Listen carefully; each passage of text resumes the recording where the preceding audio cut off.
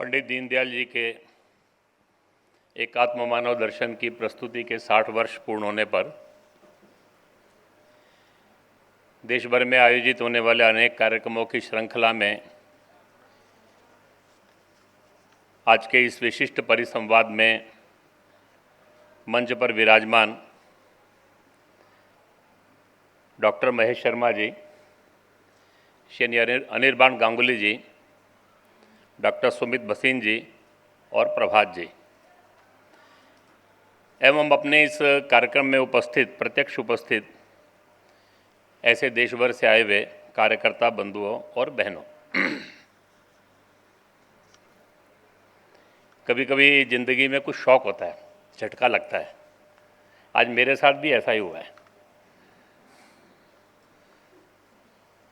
सुबह मेरी train late हो गई थी, कार्यालय पहुंचा तो चाय पी रहा था, अचानक संतोष जी का फ़ोन आया मेरे पास। तो उन्होंने बताया कार्यक्रम होने वाला है आज। मैंने कहा मुझे मालूम है, आपने पूछा था। 1-2 महीने पहले जब कार्यक्रम की रचना हो रही थी उस समय उन्होंने कहा था कि आप रहेंगे क्या उन दिनों में। मैंने कहा मैं हूँ 31 को, लेकिन मैं वक्ता के रूप में नहीं आऊँगा। उन्होंने कहा क्यों? मैंने कहा ये विषय ऐसा है जिस पर मैंने गहरा अध्ययन किया नहीं है और इस पर मैंने कभी ज़िंदगी में बोला भी नहीं है। अवसर ऐसा मिला है कि मौका नहीं मिला, किसी ने कहा भी नहीं और अभी फुर्सत नहीं है तैयारी करने की, ऐसा मैंने उनको कहा। बात खत्म हो गई। फिर इन्होंने कार्यक्रम भेज दिया मेरे पास, तो उन्होंने कहा उद्घाटन सत्र था आज, अमित भाई किसी कारण से आ नहीं पा रहे, तो आप आइए। तो मैंने कहा कि मैं तो आपको पहले ही कहा था। उन्होंने कहा नहीं, अब हमारे पास कोई विकल्प नहीं है, आपको ही आना पड़ेगा। तो मुकुल जी मेरे साथ बैठे थे उस समय। उन्होंने कहा क्या हो गया, आप चले जाइए। मैंने भी उनको यही कहा कि मैंने कभी बोला ही नहीं, और अब इतने तो शॉर्ट टाइम के अंदर इनका फ़ोन आया था लगभग 8:40 के ऊपर। तो मैंने कहा इतने शॉर्ट टाइम में तो सोचना भी बहुत मुश्किल है, उसके लिए फोकस भी होना पड़ता है, अभी तो नहाना भी बाकी है। तो उन्होंने कहा कि देखो आपको करना कुछ नहीं है, वो ट्रेन को झंडी दिखाते हैं ना, वो ट्रेन थोड़ी चलाते हैं, उनका काम झंडी दिखाना होता है। आपको और कुछ थोड़ी करना, आपको केवल झंडी दिखानी है। बाकी ट्रेन चलाने के लिए तो वहाँ डॉक्टर महेश शर्मा जी हैं, प्रफुल्ल जी हैं, डॉक्टर चैत्रा हैं, निर्मला जी हैं, शिवराज जी हैं, भूपेंद्र जी हैं, बहुत लोग आने वाले। आप चिंता मत करो, आपको कुछ करना ही नहीं है। मुझे भी लगा कि बात तो ठीक ही है कि मुझे कुछ करना नहीं है, केवल झंडी ही दिखानी है। और ऐसे सारे काम मैंने ज़िंदगी में जो कभी नहीं किए, प्रदर्शनी उद्घाटन से लेकर और ये वेबसाइट, पूरी ज़िंदगी में 2-4 किताबों का मैंने विमोचन किया होगा। मैं कभी भी बिना पढ़े कोई किताब का विमोचन नहीं करता। वो सब काम मैंने आज किए हैं जो आज तक नहीं किए।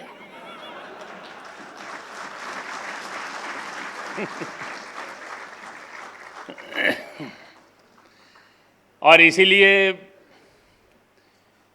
इस सारे उद्घाटन सत्र के अंदर कुछ बातें मुझे कहनी है। ऐसी 3-4 बातें मैंने सोची इतने समय में, जो सोच पाया।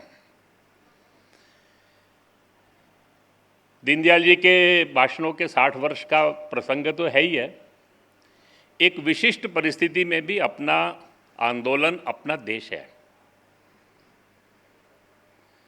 मूलतः हम सब स्वयंसेवक हैं। संघ का शताब्दी वर्ष, संघ के 100 वर्षों की यात्रा पूर्ण होकर उसका भी ये 100वां वर्ष चल रहा है। अभी स्वाधीनता के 75 वर्ष हमने मनाए हैं, और स्वाधीनता के उस 75 वर्ष के अंदर अपने पास एक अवसर था जिसको माननीय प्रधानमंत्री जी ने कहा कि ये अमृत काल है। ये जो अमृत काल है, ये एक आगाज दे रहा है, एक संदेश दे रहा है। लालिमा फूट रही है। आने वाले 25 वर्षों में एक दैदीप्यमान सूर्य के रूप में हमको उदय होना है। उसके लिए सारे देश को पंचप्रण और उसके आधार के ऊपर राष्ट्र जीवन को खड़ा करना, ये सब बातें हमने इस सारे कालखंड में हम सब ने स्मरण भी किए, चिंतन भी किया, बोला भी है। सब जनसंघ भाजपा के अपने इस आंदोलन की भी एक विशेष पृष्ठभूमि है। 21 अक्टूबर 1926 को 75 वर्ष पूरे हो जाएंगे। जनसंघ भाजपा की यात्रा भी इस 21 अक्टूबर 1925 को 75वें वर्ष में प्रवेश कर जाएगी। हमारी ये यात्रा का भी एक विशिष्ट क्षण है। ये संघ का शताब्दी वर्ष है। देश की स्वाधीनता का अमृत महोत्सव हम मना कर चुके हैं। जिस विचार आंदोलन को राजनीतिक क्षेत्र में हम प्रतिनिधित्व और अपने कर्तृत्व के द्वारा सुशोभित कर रहे हैं, उस विचार को वहाँ स्थापित करने का काम कर रहे हैं, उसका भी ये 75वां वर्ष है, प्रारंभ होने वाला है। और इसीलिए एक विशेष पृष्ठभूमि है जिसके अंदर हम सब लोग चिंतन कर रहे हैं। संघ का जन्म जब 1925 में हुआ तो हमने अपने लक्ष्य को स्पष्ट तौर पर रखा। संघ ने 3 बातें तय की। एक, हम संगठन बनाने नहीं चले, हम समाज बनाने चले। राष्ट्रीय स्वयंसेवक संघ का उद्देश्य जो है वो संगठन बनाना नहीं है। Goal of RSS is to transform the society. ये एक समाज परिवर्तन का एक आंदोलन है। ये समाज परिवर्तन का जो आंदोलन है, ये करना है तो ये केवल नारे, भाषण, आंदोलन और केवल राजनीतिक परिवर्तनों के कारण से नहीं होगा। उसके लिए आपको एक बड़ी यात्रा करनी पड़ेगी, जिसको हमने कहा व्यक्ति निर्माण से राष्ट्र निर्माण। ये इतने बड़ा राष्ट्र जीवन में परिवर्तन लाना है तो बहुत बड़ी संख्या में अनेकानेक क्षेत्रों में काम करने वाले लोग चाहिए। ये सारी प्रक्रिया समाज में, तंत्र में, विचार में जब सर्वत्र चलेगी तभी परिवर्तन आ सकता है। और इसके लिए एक प्रक्रिया हमने तय की। उस प्रक्रिया को हमने संघ की प्रतिज्ञा के अंदर कहा, देश को स्वाधीन कर राष्ट्र का परम वैभव, राष्ट्र की सर्वांगीण उन्नति, इस बात को हमने कहा। इसी सारी यात्रा के कालखंड के अंदर 1947 में देश को स्वाधीनता प्राप्त हुई। स्वाधीनता प्राप्त होगी इसलिए उसमें से हमने स्वाधीन हटाया। लेकिन 1950 के बाद संघ के कार्य का एक अगला चरण प्रारंभ हुआ और वो अगला चरण ये था, एक संघ ने अपनी मर्यादा तय की कि संघ क्या करेगा। तो संघ व्यक्ति निर्माण का काम, राष्ट्रव्यापी, समाजव्यापी, समाज का वातावरण बनाना, ये काम संघ करेगा। लेकिन ये जो राष्ट्र की सर्वांगीण उन्नति है, राष्ट्र का परम वैभव है, जिसको हम प्रार्थना में विधायास्य धर्मस्य संरक्षणम परम वैभवं नेतुमेतत् स्वराष्ट्रम कहते हैं।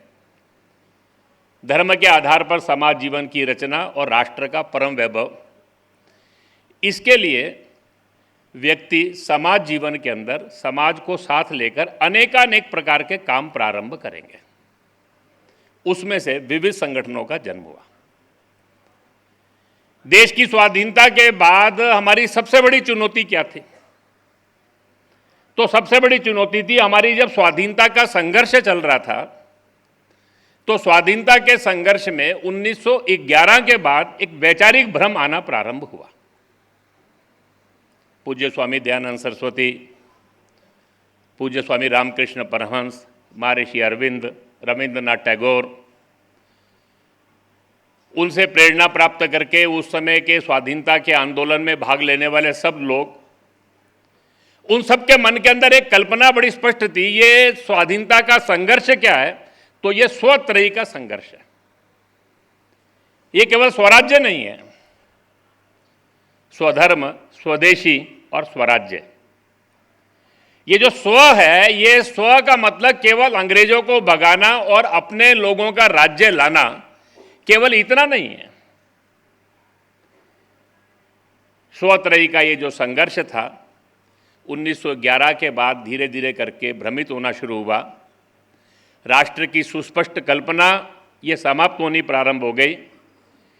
देशभक्ति, राष्ट्र के प्रति समर्पण, उस समय के इस आंदोलन के नेतृत्व या लोगों में कमी नहीं थी, लेकिन धीरे धीरे करके राष्ट्र की स्पष्ट कल्पना का अभाव होना शुरू हो गया।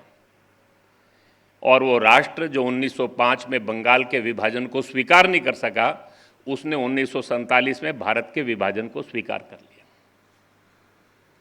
वो जो स्वतंत्रता का आंदोलन था, जैसे तैसे आजादी,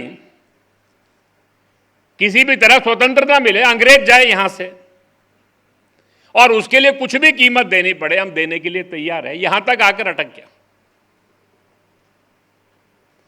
और इसीलिए देश की स्वाधीनता के बाद सबसे बड़ी चुनौती ये थी कि स्वाधीनता तो हो गई, लेकिन वो स्व जिसके लिए हमने इतनी बड़ी 1000 वर्ष की लड़ाई लड़ी, वो स्व क्या है, उसका लोप हो गया। और इसीलिए समाज जीवन के अलग अलग क्षेत्रों में जिन स्वयंसेवकों ने जाकर काम प्रारंभ किया, उनके सामने पहला प्रश्न यही था। जनसंघ और उस समय की यात्रा पंडित दीनदयाल जी ने डॉक्टर श्यामा प्रसाद मुखर्जी के नेतृत्व में देश के अंदर और समविचारी समाज के लोग, अपने कुछ स्वयंसेवक जिनको लगता था कि क्षेत्र में जाकर काम करना चाहिए, कुछ स्वयं प्रेरणा से गए, कुछ संघ की योजना से भी गए। ये सारे लोगों को अपने इस क्षेत्र की जब यात्रा प्रारंभ की तो उनको दो बातें चुनौती के रूप में थी। एक, हमारा कोई विचार है क्या? क्योंकि वो कालखंड ऐसा था कि सारे देश के अंदर एक वैचारिक भ्रम का वातावरण था। सारे देश के अंदर वो मजदूर क्षेत्र हो, वो विद्यार्थी क्षेत्र हो, वो राजनीतिक क्षेत्र हो, सारे देश के अंदर क्या था, देश की उन्नति करनी है तो क्या चाहिए? कोई कहता था सोशलिज्म, कोई कहता था कम्युनिज्म, कोई कहता था वेलफेयर स्टेट का, डेमोक्रेसी का जो मॉडल है यूरोप का, अमेरिका का। किसी को लगता था पूंजीवाद चाहिए, किसी को लगता था मिक्स्ड इकोनॉमी चाहिए, किसी को लगता था सोशलिज्म चाहिए। हमारा अपना कोई विचार है क्या? तो पहला प्रश्न तो यही था कि सारे देश के अंदर हमारा कोई विचार है क्या? ये चिंतन ही नहीं था। ये जो 1000 वर्ष का जो हमारा संघर्ष चला, इस 1000 वर्ष के संघर्ष के अंदर जो पहले इस्लामिक इन्वेजन हुआ, उस इस्लामिक इन्वेजन के अंदर हमारी संस्थाएं नष्ट हो गई। हमारे विश्वविद्यालय, हमारे गुरुकुल, हमारे मंदिर, हमारे तीर्थ, समाज की संस्कार व्यवस्था, हमारे इंस्टीट्यूशन खत्म हो गए। और ब्रिटिशर का जो आक्रमण था वो एक सर्वंकष आक्रमण था। उस सर्वंकष आक्रमण के अंदर समाज के अंदर प्रज्ञा नष्ट हो गई, समाज के अंदर स्व समाप्त हो गया। जिसको स्वामी विवेकानंद जी ने कहा कि आज अपने सामने सबसे बड़ी चुनौती क्या है, वो है आत्मविस्मृति। हम भूल गए कि हम कौन हैं। जिसको पूज्य डॉक्टर साहब ने संघ की स्थापना के समय कहा कि भारत की सबसे बड़ी समस्या राष्ट्र की सुस्पष्ट कल्पना का अभाव है। भारत के अंदर भी ये कहना पड़े कि हिंदुओं का संगठन ये सांप्रदायिक नहीं है और हिंदुओं का संगठन ये सांप्रदायिक है, ये प्रश्न कैसे आकर खड़ा हो गया? ये राष्ट्र किसका है? स्वामी विवेकानंद जी ने कहा, जब आत्मविस्मृति आती है तो आत्महीनता की वृत्ति आती है, आत्मनिंदा आती है। ये जो आत्मनिंदा और आत्महीनता की वृत्ति जब बढ़ती चली जाती है तो धीरे धीरे करके समाज के अंदर आत्मविश्वास समाप्त हो जाता है। ये आत्मविश्वास समाप्त होता है तो समाज का कर्तृत्व नष्ट हो जाता है, समाज के अंदर परानुकरण की वृत्ति खड़ी हो जाती है। और इसीलिए भारत को सबसे महत्वपूर्ण चीज वो क्या चाहिए, तो वो ये है कि हम कौन हैं। और इसीलिए उन्होंने कहा, गर्व से कहो हम सब हिंदू हैं। ये जो बात आई सारे उसमें से, ये जो आत्मविस्मृति है, इस आत्मविस्मृति से जब तक समाज बाहर नहीं आएगा, वास्तव के अंदर देश की स्वाधीनता आते आते तक ब्रिटिशर का जो सर्वंकष आक्रमण था, वो जो उन्होंने भाषाएं समाप्त की, भाषा समाप्त हुई तो मूल से कट गए। Academia, legal provisions, administrative measures, उसके द्वारा उन्होंने सारे देश के अंदर एक ऐसा राष्ट्र खड़ा किया कि धीरे धीरे करके सारे देश के अंदर देश की स्वाधीनता आते आते तक हमको ये लगना शुरू हुआ कि हमारा हित इस ब्रिटिश संस्थाओं के अंदर ही है और उनके विचारों के अंदर ही है। और इसीलिए दीनदयाल जी ने जिस समय जनसंघ और भाजपा की इस यात्रा को शुरू किया तो दो चुनौतियां उनके सामने थी। पहली बात ये थी, हम भारतीय चिंतन के आधार के ऊपर राजनीतिक क्षेत्र में काम प्रारंभ कर रहे हैं, हमारा कोई चिंतन है क्या, वो है क्या, उसकी प्रस्तुति कैसे करेंगे, वो चिंतन की स्वीकार्यता कैसे होगी, वो चिंतन को किस ढंग से आज के समय के अंदर प्रस्तुत करना, ये पहला प्रश्न था। और दूसरा प्रश्न ये था कि ये सारा जो राजनीतिक क्षेत्र है, इस राजनीतिक क्षेत्र के अंदर अंततोगत्वा हमने जिस व्यवस्था को स्वीकार किया है लोकतंत्र की, इस लोकतांत्रिक व्यवस्था के अंदर ये व्यवस्था विचार जो है ये समाज के द्वारा स्वीकार्य भी होना चाहिए, इसके लिए दल का भी निर्माण करना। दिल्ली के अंदर 1951 में जनसंघ शुरू हुआ, यानी कुछ लोग एकत्र हुए, उन लोगों ने मिलकर कहा कि आज हम एक दल बना रहे हैं। वो दल ने 1952 के अंदर पहला चुनाव लड़ा, बड़ी सफलता थी, पहले चुनाव में ही हम राष्ट्रीय दल बन गए, लेकिन सारे देश में 3 सांसद आए कुल। सारे देश के अंदर काम करने वाले लोगों ने प्रयास किया, उसके कारण से एक राष्ट्रीय दल की मान्यता हो गई, लेकिन इस दल को राष्ट्रीय दल बनाना, और दीनदयाल जी के अपने जीवन के अंदर 15-16 वर्ष के अल्पकाल के अंदर ही उन्होंने अपनी आंखों के सामने बाकी सब कार्यकर्ताओं का सहयोग लेते हुए दोनों काम किए। वो उनके जीवन का वैशिष्ट्य था, उनके जीवन का कर्तृत्व था। एक, जिस समय वो गए, दुर्भाग्यपूर्ण ढंग से उनकी मृत्यु हुई, उस समय तक आते आते देश के अंदर कांग्रेस के बाद राष्ट्रव्यापी समाजव्यापी दल के रूप में, क्रमांक 1 दल के रूप में जनसंघ उस दिशा में एक महत्वपूर्ण स्थान पर आकर खड़ा हो गया। कार्यकर्ता निर्माण की प्रक्रिया, कार्य पद्धति, कार्य करने की शैली, अपना जो वैशिष्ट्य है उन सब वैशिष्ट्यों को बनाए रखते हुए संगठन का राष्ट्रव्यापी विस्तार, समाजव्यापी विस्तार, समाज के अंदर स्वीकार्यता, एक अखिल भारतीय दल के रूप में जनसंघ का ये आंदोलन उस समय आकर खड़ा हो गया। और दूसरा काम, एक 15 वर्ष उन्होंने सारे देश के अंदर उस समय के जो भी चिंतक विचारक रहे होंगे उनके साथ चर्चा, चिंतन करते हुए, भ्रमण करते हुए, अनेक पुस्तकों का अध्ययन करते हुए आज के समय के अंदर युग अनुकूल हमारा विचार क्या होगा, उसकी निश्चिति और उसकी प्रस्तुति, ये आज से 60 वर्ष पहले अप्रैल के अंदर उन्होंने की, जिसकी 60वीं वर्षगांठ हम इस समय इस कार्यक्रम के माध्यम से और देश के अनेकानेक कार्यक्रमों के माध्यम से मनाने वाले हैं। ये दोनों काम उस 15-16 वर्ष के अल्पकाल के अंदर उन्होंने किए। वो संगठन कैसे बना, उसका वैशिष्ट्य क्या, उसकी चर्चा आज नहीं करेंगे, लेकिन ये जो विचार उन्होंने हमारे सामने रखा, उस विचार को, जिसको हम आज एकात्म मानव दर्शन के रूप में कहते हैं, एक 5-6 बातें सूत्र रूप में आपके सामने मैं रखते हुए अपने इस प्रारंभिक वक्तव्य को पूर्ण करूंगा। पहली बात दीनदयाल जी ने इस सारे विचार को रखते समय कही, जो हम सबको भी ध्यान में रखने का है। दीनदयाल जी ने कहा कि हम कोई नया विचार नहीं दे रहे। उन्होंने कोई नया विचार दिया ऐसा नहीं है। हमारे देश के अंदर सदैव, हर काल के अंदर, हर युग के अंदर महापुरुषों के द्वारा विचार के भाष्य की परंपरा है। आप देखेंगे गीता के ऊपर हर महापुरुष ने उस युग की आवश्यकता के अनुसार भाष्य किया है। गीता का भाष्य जगतगुरु शंकराचार्य जी ने भी किया, गीता का भाष्य स्वामी विवेकानंद जी ने भी किया, गीता का भाष्य आज के समय के अंदर स्वामी अड़गड़ानंद जी ने भी किया, गीता का भाष्य लोकमान्य तिलक जी ने भी किया। ये जो गीता का भाष्य, गीता वही है, लेकिन उस समय कालखंड की परिस्थिति के अनुसार उसको व्याख्या करना, ये हमारा काम है। तो दीनदयाल जी ने वो जो भारतीय चिंतन और विचार था, वो विचार की ही युग अनुकूल प्रस्तुति की है। ये भारतीय चिंतन क्या है, ये मूल में अपने को समझना है, ये अपने ध्यान में रहा,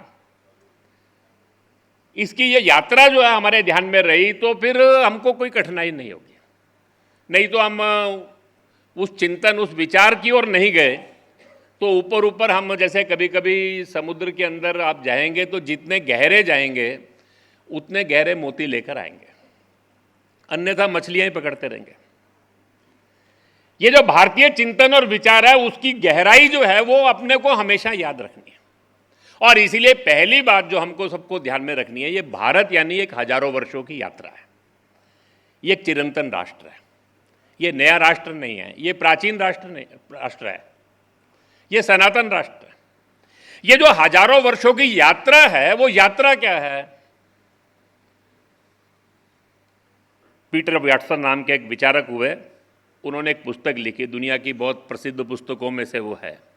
पुस्तक का नाम ही है ideas from fire to fruit.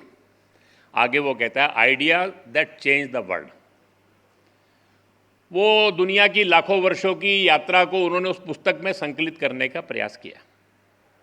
उसके अंदर वो कहते हैं कि दुनिया के अंदर जितने भी परिवर्तन आए हैं, उन सब की परिवर्तन की जो यात्रा है, उसके मूल में विचार है। एक विचार आता है, वो जिसको विचार आता है वो प्रवर्तक बनता है, वो प्रवर्तक उसकी एक प्रक्रिया शुरू करता है। वो प्रक्रिया जब लगातार चलती रहती है, एक निश्चित परिमाण तक पहुंचती है, तो परिवर्तन आ जाता है। वो दुनिया के अंदर जो भी विचार बढ़ा हुआ, आज कम्युनिज्म का विचार है, वो प्रोटेस्टेंट क्रिश्चियनिटी में से निकला हुआ कैपिटलिज्म जिसको बोलते हैं, इंडिविजुअलिज्म, अमेरिकनिज्म का विचार है, वो इस्लामिज्म का विचार है, वो क्रिश्चियनिटी का विचार है। दुनिया के अंदर जितने भी विचार हैं, सबकी यात्राएं जो हैं उसके मूल में एक विचार है। तो जब हम कहते हैं कि भारतीय चिंतन क्या है, एकात्म मानव दर्शन को समझना है, तो इसके मूल में भी एक विचार है। वो विचार क्या है? तो अपने पूर्वजों ने, जिनको हमने ऋषि कहा, उन ऋषियों ने सत्य का साक्षात्कार किया, और सत्य का साक्षात्कार करते हुए उन्होंने कुछ बातों को अनुभवों के आधार के ऊपर रेखांकित किया, जिसको हमने कहा ईशावास्यमिदं सर्वम। सबके अंदर वो ईश्वर का अंश है। यह प्रकृति के अंदर जो कुछ भी हमको दिखाई देता है, जड़ चेतन, सबके अंदर क्या है? तो सब में ईश्वर का अंश है। ये जो सब में एक देखना, ये जो एक से अनेक होने की इच्छा में से ही सृष्टि का जन्म हुआ है, और सब में उस एकत्व को देखना, यह हमारे दर्शन का मूल है।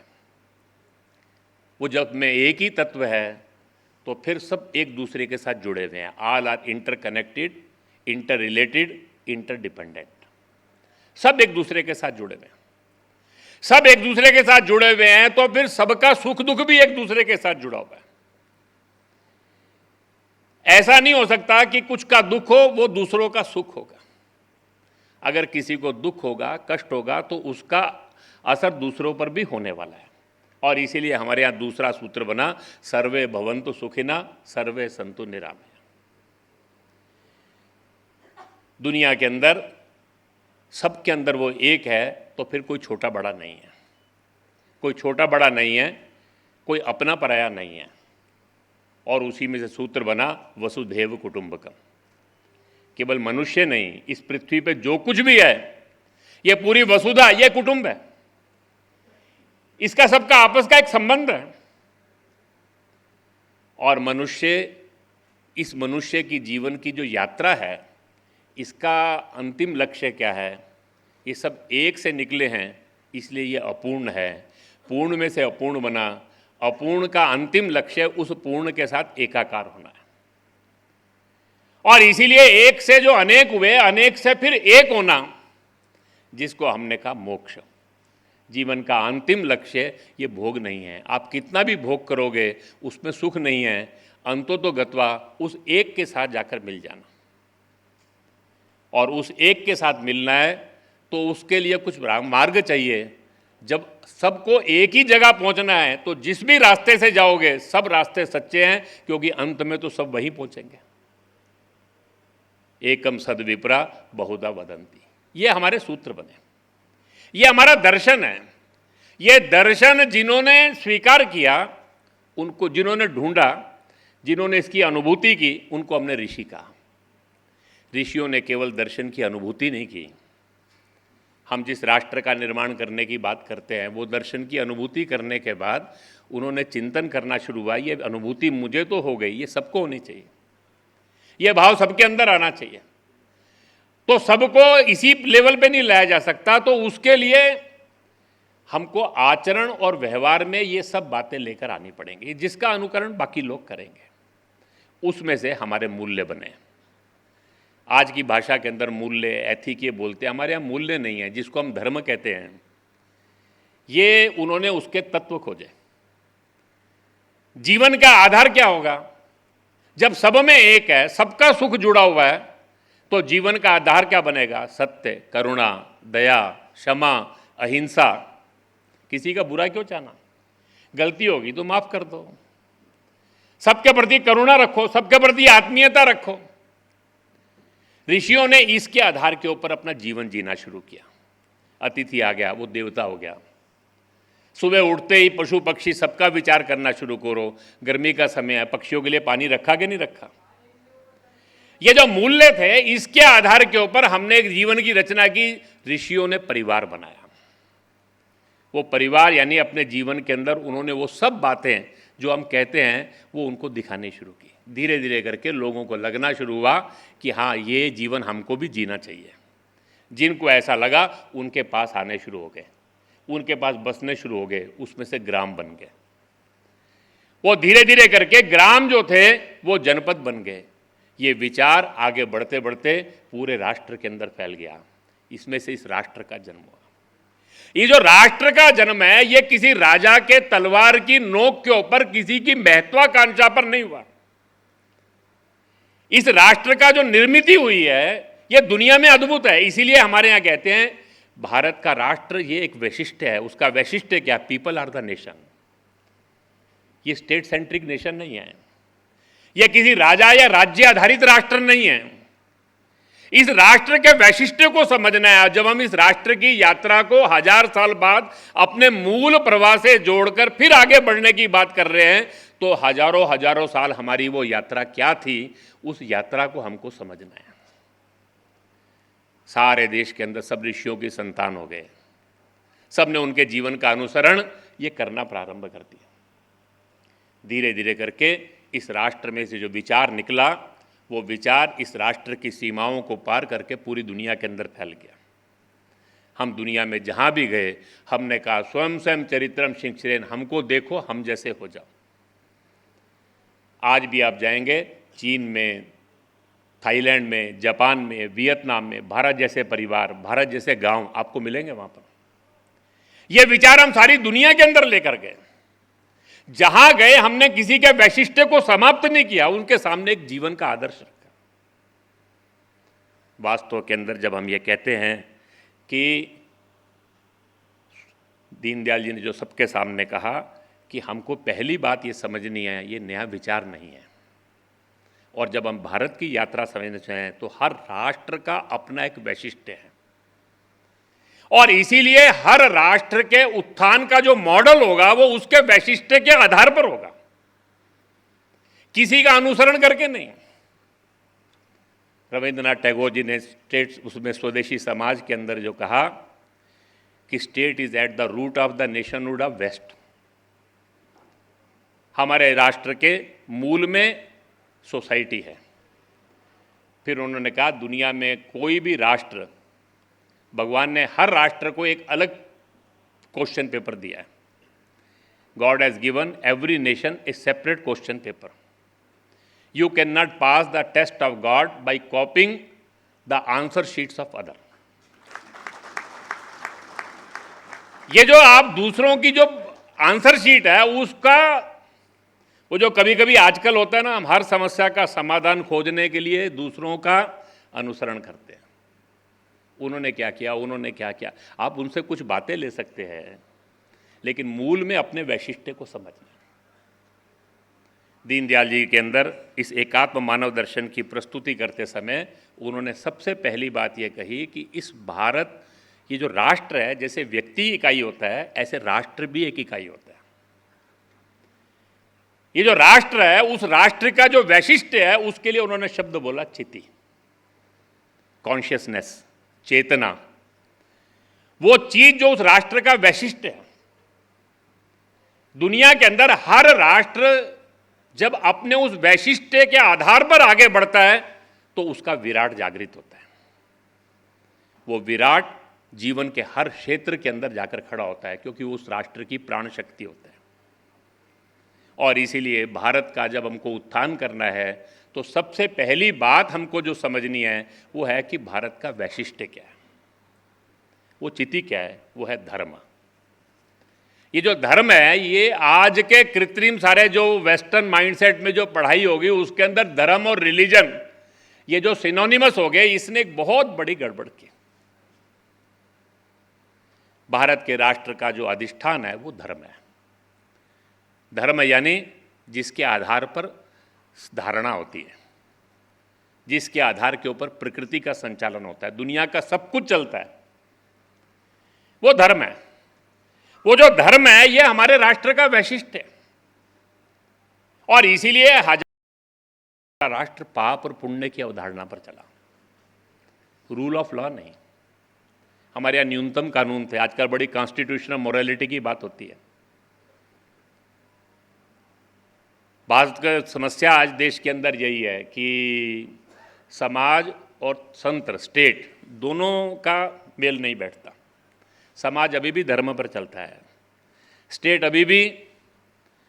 ये जो राष्ट्र का वैशिष्ट्य है ये हमको समझना है, और इसके लिए हमको हजारों वर्षों की इस यात्रा को समझना है। 1000 साल पहले उसमें खंड आ गया, वो जिसको मैंने कहा कि इस्लाम के आक्रमण में संस्थाएं नष्ट हो गई, अंग्रेजों के कालखंड में आत्मविस्मृति ये आ गई। और इसीलिए हमको पहली बात ये समझनी है कि जब अपने राष्ट्र का उत्थान करना है तो राष्ट्र यानी राष्ट्र का वैशिष्ट्य क्या है, वो राष्ट्र का वैशिष्ट्य है धर्म का अधिष्ठान और विश्व कल्याण का लक्ष्य, जिसको महर्षि अरविंद ने कहा कि भारत उठेगा, सनातन धर्म उठेगा, सनातन धर्म जगेगा तो पूरे विश्व के कल्याण के लिए वो तत्पर होगा। वो केवल भारत का विचार नहीं करेगा। ये जो हमारे राष्ट्र का वैशिष्ट्य है इसको हमको समझना है। दूसरी बात, उन्होंने जो सारी बात को रखते हुए कहा सारे में से कि ये हमारा कोई नया विचार नहीं है, आज के समय में इस विचार की हम प्रस्तुति कर रहे हैं। दूसरी बात उन्होंने जो हमको कही सारी बातों को, क्योंकि आज की परिस्थिति में व्याख्या करनी थी, प्रस्तुति करनी थी। अभी समाज की एक स्थिति बन गई है और उस सारी स्थिति में, क्योंकि कोई भी समाज राष्ट्र की जो यात्रा होती है वो इन कंटिन्यूटी होती है, निरंतरता में होती है। ये निरंतरता में होती है तो अतीत जो होता है वो अतीत का बैगेज साथ होता है, वर्तमान में जीना होता है, भविष्य की एक दिशा होती है जिसके लिए चलना होता है, प्रयास करना होता है। अब आज हम जब वर्तमान में काम कर रहे हैं तो 1000 साल का बैगेज भी हमारे साथ है। इस 1000 साल में अपने राष्ट्र जीवन की व्यवस्थाएं नष्ट हो गई। स्वाभाविक तौर के ऊपर इस सारे बीच में दुनिया के राष्ट्रों की यात्राएं चली, उन राष्ट्रों के संपर्क में भी हम आए। उनने कहा दूसरी बात हम सबको जो समझने की है कि कभी कभी जब हम राष्ट्र के वैशिष्ट्य को लेकर चलने की बात करते हैं तो पुरानी बातों का स्मरण करते हैं, तो पुरानी बातों का स्मरण करते समय इतने गहरे चले जाते हैं कि हमको लगता है कि पुराना सब कुछ अच्छा, आज का सब कुछ खराब। ये भी नहीं करना। दीनदयाल जी ने कहा कि बहुत सारी बातें ऐसी हैं जो आज के युग अनुकूल नहीं है, वो हमको छोड़नी पड़ेंगे। बहुत सारी बातें ऐसी हैं जो दूसरों की अच्छी भी हो सकती हैं, उनको स्वीकार करने का मन हमको रखना पड़ेगा। यह मूल में हमारा विचार भी है। और दूसरा जो है, आज हम जब विचार कर रहे हैं तो आज की परिस्थिति में सोचना है। किसी भी राष्ट्र समाज में ओवरनाइट बदल नहीं आता। अभी आज दुनिया का एक सच है, दुनिया के अंदर आज जितना तकनीक दुनिया के अंदर आज जितना विज्ञान जीवन के अंदर तकनीक के रूप में प्रभावी है, इतना कभी नहीं था। आज दुनिया के अंदर जो चारों शक्तियां जिस रूप में खड़ी हैं, उस रूप में पिछले 1000 साल के अंदर ये खड़ा हुआ। 1000 साल पहले जब भारत की यात्रा थी, उस समय वो सब शक्तियां उस रूप में प्रभावी नहीं थी। अभी दुनिया बदल गई है सारे उसमें से, तो हमको वर्तमान में जीना पड़ेगा। और इसीलिए जब हम राष्ट्र के वैशिष्ट्य के बाद उस राष्ट्र के वैशिष्ट्य के आधार पर निर्माण करने चले हैं, तो निर्माण करने जब हम चले हैं तो फिर हमको समाज के अंदर जब विचार करना है तो उन्होंने शब्द प्रयोग किया, पुरानी नींव नया निर्माण। वो हमारी नींव रहेगी, अधिष्ठान रहेगा, वो धर्म का अधिष्ठान रहेगा, लेकिन निर्मित ही आज की होगी, आज की युग अनुकूल होगी। और इसलिए भारतीय चिंतन के प्रकाश में हमको युग अनुकूल व्यवस्थाओं का निर्माण करना पड़ेगा। अभी आज के हमारे समाज के कुछ सच है। 1000 साल पहले जैसा समाज था ऐसा समाज नहीं है। 1000 साल पहले जैसे दुनिया थी वैसी दुनिया नहीं है। बीच के कालखंड के संघर्ष के कारण बहुत सी कमियां आ गई जो हमारी नहीं थी। आज दुनिया के विचारों के संपर्क में हम आए, उसका प्रभाव हम पर है, ये भी हमको ध्यान में रखना पड़ेगा। और इसीलिए जब विचार करना है तो विचार करते समय हमको तत्व जो है वो मूल जो हमारे हैं वो रहेंगे, लेकिन विचार हमको युग अनुकूल करना पड़ेगा। दीनदयाल जी को उस कार्य कालखंड के अंदर 15 ही वर्ष ये सब बातों के लिए मिले। शायद 10, 15, 20 वर्ष और होते तो उसके आधार के ऊपर समाज जीवन के अलग अलग क्षेत्र की व्यवस्थाएं कैसी होंगी, सामाजिक जीवन कैसा होगा, शिक्षा कैसी होगी, उसको लेकर राजनीतिक क्षेत्र कैसा होगा, ये सब बातें भी वो व्याख्या करते हैं। लेकिन उसका अवसर उनको प्राप्त नहीं हुआ। लेकिन सूत्र रूप में उन्होंने हमारे सामने ये बात रखी कि जब हम विचार करेंगे तो विचार करते समय पुराना सब कुछ अच्छा है और आज का सब कुछ खराब है, हमारे पास ही सब कुछ श्रेष्ठ है, दूसरों के बाद देने के लिए हमें कुछ नहीं है, इस अहंकार में हमको नहीं रहना। और इसीलिए वो सारा करते समय आज के समय के अंदर ही हमको विचार ये करना पड़ेगा। तीसरी बात, उन्होंने विचार करते समय विचार का आधार क्या होगा, तो 2-3 छोटी छोटी बातें उन्होंने उसके अंदर और कही। पहली बात यह है कि किसी भी व्यवस्था का जो लक्ष्य है वो क्या है, तो व्यवस्था का जो लक्ष्य है वो व्यक्ति का सुख है। अंततोगत्वा हर व्यवस्था यही कहती है कि हम मनुष्य को सुखी बनाना चाहते हैं, वो सुखी बनाने का हमारा मार्ग ये है। उनने कहा ये जो मनुष्य को सुखी बनाना है, इसका जो मार्ग है, सबसे पहली जो प्रश्न है उसके अंदर व्यक्ति को ये विचार करना है कि ये मनुष्य क्या है। उनने कहा दुनिया के अंदर बाकी सब विचार जो है वो अनुभव में से निकले। मैं जो ऋषियों का विचार कहा वो कोई हमारी एक ऋषि की एक जीवन की यात्रा नहीं है, वो जो अनुभूत सत्य है उसकी एक यात्रा थी, एक जर्नी थी। वो पूर्व वैदिक काल से चलते चलते वेदों में आकर प्रकट हुई। वो वैदिक ऋषि ये नहीं कहता कि मैं इस विचार को दे रहा हूँ, वो कहता है कि ये विचार मुझे अपने पूर्वजों से प्राप्त हुआ है, उसी को मैं आगे बढ़ाने का प्रयास कर रहा हूँ। ये जो हमारे साथ जो यात्रा आई वो अनुभवों के आधार के ऊपर जीते हुए आई। दुनिया के बाकी जो सब विचार आए हैं वो विचार पहले विचार आए हैं, बाद में उसके आधार के ऊपर समाज राष्ट्र की रचनाएं खड़ी करने का प्रयास हुआ। उसके कारण से वो कोई भी विचार अपने आप में पूर्ण नहीं है। और ये सारे विचार दुनिया के अंदर जहां भी गए अंततोगत्वा चुनौती समस्या का कारण ही बने।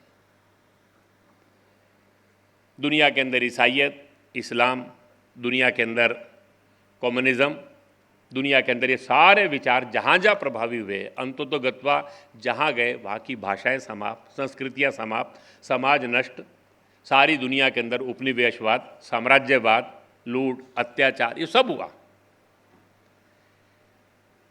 करते सब विश्व कल्याण की बात है, क्योंकि वो जो मूल है, मूल के अंदर एक समस्या है कि वो जो सब विचार हैं वो अनुभवों के आधार पर नहीं है। और मूल जो समस्या है वो 2 बातों के अंदर है। एक, मनुष्य क्या है, उस मनुष्य का सुख क्या है, इस मनुष्य जीवन का लक्ष्य क्या है, इसकी ही स्पष्ट कल्पना नहीं है। और इसीलिए एकात्म मानव दर्शन का चिंतन करते समय दीनदयाल जी ने जो हम सबको जो सूत्र रूप में कहा कि जब मनुष्य का विचार करना है तो मनुष्य यानी वो चार बातों का समुच्चय है, शरीर, मन, बुद्धि और आत्मा। हमारे यहां जिसको कहा गया कि जब भी विचार करना है तो हमको संपूर्ण विचार करना पड़ेगा। व्यक्ति के जीवन की आवश्यकताओं का विचार करना है तो उसका सर्वांगीण विचार करना पड़ेगा। वो सर्वांगीण विचार करना है तो सबसे पहले हमको इस बात को समझना सारे उसमें से, और दूसरी बात हमको सबको समझने की है कि ये जो मनुष्य है ये अपने आप के अंदर आइसोलेशन में नहीं है। मनुष्य वो किसी और इकाई के साथ भी जुड़ा हुआ है।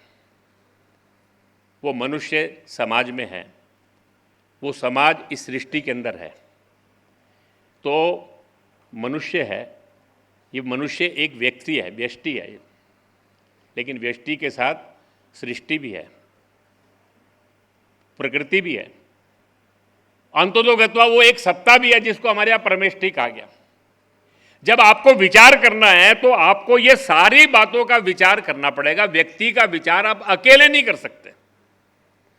अगर आप व्यक्ति का अकेले विचार करेंगे तो आज दुनिया के अंदर जो समस्याएं आ रही हैं कि मनुष्य के सुख के लिए उसको इतने साधन जुटा दो, लेकिन वो साधन जुटाते जुटाते सबके सामने एक प्रश्न आकर खड़ा होगा, पर्यावरण का क्या होगा, पारिस्थितिकी का क्या होगा। आज की जो सब चुनौतियां हैं वो चुनौतियां क्या है? वो चुनौतियों का कारण यही है कि हमने मनुष्य का विचार किया, प्रकृति का विचार नहीं किया। एक समय हम व्यक्ति के सुख का विचार करना शुरू करते हैं, करते करते धीरे धीरे करके जंगल कटने शुरू होते हैं। बाद में ध्यान में आता है कि जानवर समाप्त हो गए, फिर अभियान खड़े करते हैं, सेव टाइगर, सेव फॉरेस्ट। ये सब क्यों आवा? हजारों हजारों साल इस देश की दुनिया के अंदर ये सब इकट्ठे सह अस्तित्व में थे ना। और इसीलिए मनुष्य के सुख का जब विचार करना है तो आपको दोनों बातों का विचार करना पड़ेगा। एक मनुष्य क्या है, और मनुष्य का सुख का विचार करते हुए अकेले मनुष्य का विचार आप नहीं कर सकते। उस मनुष्य के साथ आपको प्रकृति, सृष्टि, ये सब बातों का भी विचार करना पड़ेगा। और इसीलिए ये सब का विचार करते समय आप जब विचार करेंगे, चिंतन करेंगे, तो आपके सोचने का सूत्र केवल व्यक्ति नहीं होगा। आपको सबके साथ, जिसको उन्होंने कहा अखंड मंडलाकार, ये एक क्रमिक सारा जुड़ा हुआ, जुड़ी हुई बातें सब आपस में। आपको सबका एक समग्र चिंतन करना पड़ेगा। इसीलिए शब्द है एकात्म। ये एकात्म चिंतन करना पड़ेगा। आप अधूरा चिंतन नहीं कर सकते, अकेले अकेले विचार नहीं कर सकते। मनुष्य का विचार करते हुए केवल शरीर की ऐशनाएं, डिजायर, सुख, इसी को मानकर चलेंगे तो अंततोगत्वा वो बाकियों के लिए कष्ट का, दुख का कारण बन जाएगा। वो खुद भी दुख में आ जाएगा। तो ये जो समग्र चिंतन है, ये समग्र चिंतन करेंगे तभी हम ये सारी बातों का विचार कर सकेंगे। वास्तव में दीनदयाल जी ने हम सब के सामने एक सोचने की दिशा दी। हमको एक नया विचार लेकर नहीं आए। पुराना सब कुछ अच्छा है, आज का सब कुछ खराब है, इस मानस में हम नहीं रहे। आज के समय के अंदर ही हमको पुरानी नींव, नया निर्माण, इसके आधार पर चिंतन करना पड़ेगा। चिंतन करना है तो हमको समझना पड़ेगा हमारा राष्ट्र, उसका वैशिष्ट्य क्या है। उस चिति को जागृत के बिना राष्ट्र की प्राण शक्ति का स्फुरण नहीं होगा, राष्ट्र का विराट नहीं जगेगा। और इसीलिए वो जो राष्ट्र की सुस्पष्ट कल्पना है, ये राष्ट्र के विकास का मूल है। हम सबको विचार करते समय व्यक्ति का समग्रता से चिंतन करना पड़ेगा, और व्यक्ति का विचार करते समय, व्यक्ति के सुख का विचार करते समय हमको सबका विचार करना पड़ेगा। और राष्ट्र के भी उत्थान का विचार करना है तो भी उसको पूरे विश्व के साथ मैं जुड़ा हुआ हूँ, ये चिंतन उसके मन के अंदर स्पष्ट रहेगा। नहीं तो आज की तरह दुनिया के अंदर कभी टैरिफवाद दिखाई देती है, कभी मल्टीलेटरल एजेंसीज के माध्यम से दूसरों को और गुलाम बनाने के या दूसरों को प्रभावित करने के, उनकी नीतियों को प्रभावित करने के जो सब प्रयास दिखाई देते हैं, उसका कारण यही है कि सब राष्ट्रों के अंदर उस राष्ट्र का जो लक्ष्य है, उसकी कल्पना क्या है, वो अपनी अपनी है। ये सारी बातों का जो विचार है, वास्तव के अंदर एकात्म मानव दर्शन आज के समय में इसके 60 वर्षों की यात्रा जब पूरी हो रही है इस विचार की प्रस्तुति की, तो स्मरण करना प्रासंगिक क्यों है? उसकी प्रासंगिकता है जिस विचार को लेकर हमने 1951 के अंदर यात्रा शुरू की थी, आज समाज राष्ट्र के केंद्र में वो विचार आकर खड़ा हो गया। धीरे धीरे करके वो विचार समाजव्यापी राष्ट्रव्यापी बना, समाज में उसकी स्वीकार्यता हुई। धीरे धीरे करके तंत्र में हम सब लोग आज इस विचार के साथ खड़े हैं। जिस बात को लेकर हम चले थे उस बात को करने का समय अब आ गया हमारा। वास्तव में एक विचार के साथ हम चले थे ना, हम क्रमांक एक होने, विजयी होने, सत्ता में जाना, ये तो नहीं था। हमारे सबके गीतों का यही था, सिंहासन चढ़ते जाना, पथ का अंतिम लक्ष्य नहीं है। हम कुछ करने के लिए चले थे, वो करने का अब समय आ गया। बहुत सही समय के ऊपर ये 60 वर्षों की ये यात्रा है। 10 वर्षों में हमने सारे देश के अंदर एक विश्वास अर्जित किया है। जिस विचार को लेकर चले थे उस अल्पकाल के अंदर उस विचार के आधार पर बहुत कुछ करने का भी हमको अवसर मिला है, लेकिन अभी बहुत कुछ करना बाकी है। वास्तव के अंदर अभी हमने जो किया है वो हमारे करने की शुरुआत है, लेकिन इस यात्रा को पूरा करना है तो समाज जीवन के सभी क्षेत्रों के अंदर इस विचार के आधार पर रचनाएं करनी पड़ेंगी। मैं कुछ समय पहले मध्य प्रदेश में ऐसे ही चर्चा कर रहा था। मैं ऐसे पूछा, आजकल पंचायतें किसकी है? उनने कहा सब हमारे लोग हैं। नगर पालिका, वो भी हमारे लोग हैं। मैंने कहा सब 15-20 साल से विधानसभा सांसद सब अपने हैं। ये सब होने के बाद तो भाजपा की कल्पना है ना, हम तो भारत के आधार पर सोचते हैं। तो हमारी पंचायत कैसी होनी चाहिए, हमारी नगर पालिका कैसी होनी चाहिए, हमारी शिक्षा की स्थिति क्या होनी चाहिए, उद्योग, सब बातों का विचार करना है ना। अभी ये सब करने का अपने को समय आ गया, लेकिन ये चिंतन केवल कुछ ही जगह रहेगा ऐसा नहीं। सबको अपने अपने स्थान पर सोचना है, सबको अपने अपने स्थान पर विचार करना है। भारतीय जनता पार्टी का उद्देश्य राजनीतिक क्षेत्र के अंदर, राजनीतिक क्षेत्र के माध्यम से भारत के राष्ट्र जीवन में भारतीय चिंतन के आधार पर युग अनुकूल व्यवस्थाएं खड़ी करना है। ये हमारा लक्ष्य है। भारतीय चिंतन के प्रकाश में युग अनुकूल व्यवस्थाएं खड़ी करना, इस राजनीतिक क्षेत्र के माध्यम से काम करते हुए, ये हमारा लक्ष्य है। धीरे धीरे करके देश का राजनीति इस विचार के इर्द गिर्द चलेगी। ऐसा लक्ष्य लेकर हम सब करने वाले लोग हैं। ये जो 60 वर्ष पूरे हुए, इस 60 वर्ष पूरे होने पर इस विचार को 2 दिन के अंदर हमको अनेक आयामों से व्याख्यात करने वाले हैं। मैंने पहले ही कहा कुछ काम हमने प्रारंभ किए हैं, लेकिन बहुत सारे काम अभी करने हैं। कुछ स्तरों पर काम प्रारंभ हुए हैं, हर इकाई पर करने हैं, हर स्तर पर यह चिंतन की प्रक्रिया को ये चलना है। आर्थिक क्षेत्र में, सामाजिक क्षेत्र में, कूटनीति, विदेश नीति के क्षेत्र में, रक्षा के क्षेत्र में, धीरे धीरे करके ये एक प्रक्रिया है। ये जो कहा कि ये प्रक्रिया को आगे हमको गति देना है, उस प्रक्रिया को गति देने का इंस्ट्रूमेंट ये राजनीतिक दल है। हमारा लक्ष्य इस सारे राष्ट्र जीवन के अंदर भारतीय चिंतन के प्रकाश में हर स्तर के ऊपर व्यवस्थाएं खड़ी करना है। इस दिशा के अंदर सोचते हुए इस 2 दिन के परिसंवाद के अंदर हम सब लोग इस चिंतन की प्रक्रिया को यहाँ से लेकर नीचे तक प्रवाहित करें, इतना अनुरोध करते हुए इस परिसंवाद की सफलता के लिए भगवान से प्रार्थना करते हुए मैं अपने वक्तव्य को पूर्ण करता हूँ।